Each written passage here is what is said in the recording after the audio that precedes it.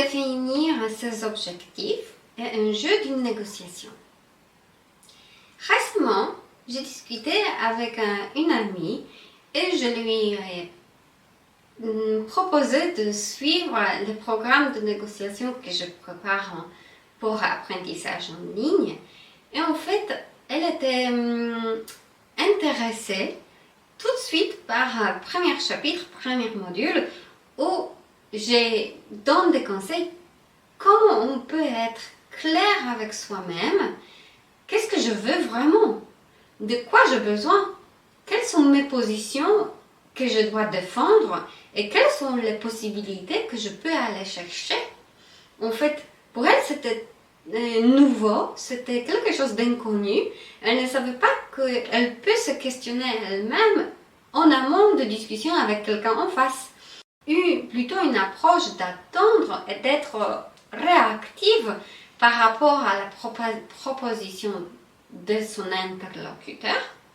Et moi, je lui ai illustré, prouvé qu'on peut avoir ses propres idées, qu'on peut proactivement proposer aux autres. Je m'appelle Maria, je facilite apprentissage de négociation. Dans cette vidéo, j'ai des techniques pour vous qui vous aident à définir vos objectifs, à éclaircir vos chemins de négociation et savoir quel est vraiment votre objectif principal qui est non négociable dans la discussion à venir. Première chose à prendre en compte avant d'aller discuter avec quelqu'un en face, c'est d'être sûr pourquoi je veux négocier. Pourquoi j'ai besoin de quelqu'un d'autre en face? Est-ce que moi toute seule ou seule, je ne peux pas obtenir ce que l'autre me propose? Quelle est la valeur ajoutée si on se joint tous les deux? La négociation consiste à créer une valeur ajoutée et à obtenir quelque chose de plus grand par rapport à ce que je suis capable de faire tout seul. La négociation devrait avoir lieu uniquement si on cherche à co-construire. Si moi je suis autonome, je fais mes vidéos toute seule, je n'ai pas besoin d'acheter une prestation d'une photographe qui viendra et me maquiller, donner des lumières, changer le ton de voix, de faire après le montage de mes vidéos, il n'y a rien à négocier. Cependant, si moi je suis nulle en informatique, je ne sais pas comment faire avec l'éditeur de photos et montage de vidéos, si j'ai du mal à me positionner et trouver un bon thème pour la vidéo, j'ai besoin de trouver quelqu'un qui soit m'apprendra à le faire, soit il va faire pour moi, à ma place. Maintenant, première question à vous poser, ça serait, est-ce que je vais regretter que je demande ceci, cela, que je fasse celle-ci ou cela? Ou est-ce que je vais regretter de ne pas le faire? Je vous donne un exemple. Vous imaginez de créer une offre pour vos clients qui cherchent à traduire un document. Vous savez que maintenant, vous pouvez traduire avec la vitesse accélérée parce que vous avez une base de données de documents précédents de ces clients. Vous connaissez l'industrie parce que vous travaillez dans son industrie depuis longtemps. Alors, tous les mots qui sont techniques sont vous familiers. Et en plus, vous avez l'aide de l'outil intelligence artificielle qui peut faire une double vérification ou première draft. Maintenant, au même moment que les clients vous appellent, vous avez un nouveau client, un prospect qui arrive et qui vous propose d'aller faire une masterclass en présentiel, une présentation 60 minutes gratuite pour ses clients. Ça s'appelle un dilemme. Parce que soit vous négociez avec les premiers clients de décaler la traduction, de ne pas les faire le jour même, mais pour le lendemain. Soit vous négociez avec votre deuxième prospect qui devrait vous payer. Comme ça, la journée n'est pas perdue et vous avez reçu votre cash.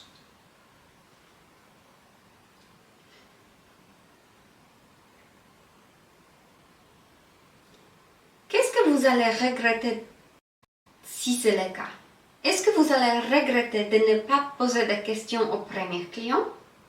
Ou vous allez regretter de ne pas poser la question de changement de planning au prospect? Est-ce que poser la question, c'est quelque chose qui vous gêne et vous allez regretter? Ou est-ce que ne pas poser la question vous gêne et vous disturbe et c'est difficile? La question, est-ce que je vais regretter ou pas? C'est une question primordiale pour comprendre notre position, son propre position. Où je suis, qui je suis, quelles sont mes valeurs, quelle est ma colonne vertébrale, qui suis-je en fait? Est-ce que je suis quelqu'un qui ose poser des questions ou est-ce que je suis quelqu'un qui tient aux clients qui sont fidèles et je ne peux pas abandonner en situation qu'ils me demandent pour tout de suite? Peut-être il y a une troisième solution, et ça suffit juste de demander, parce que peut-être le client sera d'accord, mais on ne sait pas, il faudra savoir si on va regretter de poser cette question. L'astuce suivante consiste à préparer une checklist de paramètres, de caractéristiques qui concernent la négociation. Par exemple, j'ai acheté récemment des plantes pour le jardin. Ce sont les plantes qui sont arrivées dans un emballage moyennement protégé. Et en fait, ils se sont abîmés pendant le transport, j'imagine pendant le transport. Et ça fait déjà 4 semaines, j'ai pu observer que ces plantes-là, elles n'ont pas développé de bonnes racines, elles se sont pas bien adaptées au sol. En fait, maintenant j'avais des choix. Soit je l'appelle les vendeurs de plantes, les pépiniéristes, soit j'écris un mail, soit je laisse tomber et finalement c'était pas cher, c'était une offre de printemps et je peux m'en aller et laisser la faire parce que c'est pas grave, ça arrive que 50% de plantes se sont abîmées. En fait, ce que je fais, je prépare un email avec les photos tout de suite après d'avoir reçu les colis.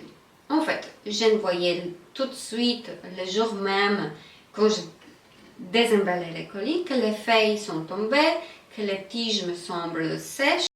Et en fait, je ne suis pas sûre que la plante va reprendre avec la force. J'ai envoyé le mail, je l'ai reçu les retours, qu'en fait, il faudra du temps, il faudra le mettre dans la terre, il faudra arroser. Bref. Pendant 4 semaines, tous les 7 jours, je faisais l'état des lieux avec des photos, avec des statuts à jour, en disant, bon, voici, voilà, ça fonctionne, ça ne fonctionne pas.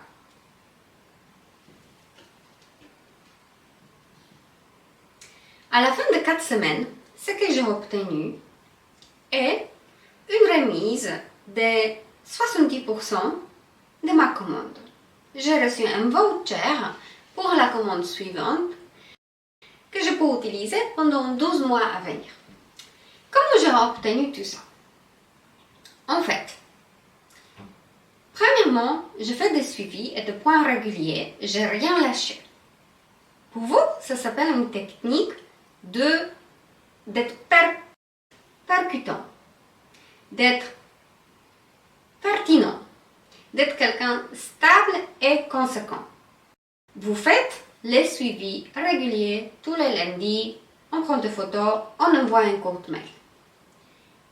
Deuxième chose, j'étais convaincue que si quelqu'un en face me répond, il a bien intérêt de me tenir comme cliente. C'était pour moi un signe que le dialogue continue et même si je n'ai pas reçu la bonne réponse de premier coup, il ne faudra pas que je m'abandonne, il faudra y croire et d'être consistante. Troisième chose, je suis qu'il y a une assurance qui peut couvrir les achats en ligne. Alors moi, si je ne reçois rien, j'avais une option d'écrire à mon assureur de ma carte bleue qu'en fait j'achetais quelque chose en ligne et le vendeur maintenant refuse de remboursement même si j'ai des preuves qu'en fait le produit est arrivé cassé. Tout ça, ce sont vos actions proactives que vous devrez être capable à faire en conséquence d'une situation qui peut être difficile ou conflictuelle. Une autre astuce que j'aimerais vous proposer, c'est de préparer les paramètres et des caractéristiques qui sont à négocier. Dans mon cas, si on revient à cet achat en ligne, les choses que j'aimerais prendre en compte au moment de ma décision sont: quel est le prix de plante? Quelle est la date de livraison? Est-ce que l'emballage il est bien protégé ou pas? Est-ce qu'il y a une livraison? Est-ce qu'il y a une assurance? Est-ce que cette assurance, c'est de assurance uniquement de voyage ou c'est une assurance de plantation qui dure par exemple 90 jours? Les pépiniéristes me promet que les plantes répartiront dans 3 mois. En fait, moi quand je fais l'achat, je fais mon checklist. Bon, pour moi, en fait, si ça prend pas, ce n'est pas trop grave parce que j'ai acheté 3 pièces de chaque plante. C'était une forfait de groupe et j'avais tellement de pièces de myrtille, de fraises, de framboises que même si une plante sur 3 ne prendra pas, ce n'est pas trop grave parce que j'ai 2 autres qui prennent, qui s'enracinent bien. En fait, pour moi c'est important le prix, la date de livraison, assurance, non je n'en ai pas besoin parce que j'achète avec ma carte bleue et je suis que c'est assuré de ma carte bleue que couvrira les frais éventuels. En fait, ces paramètres-là, ces caractéristiques, sont à vous de connaître en amont.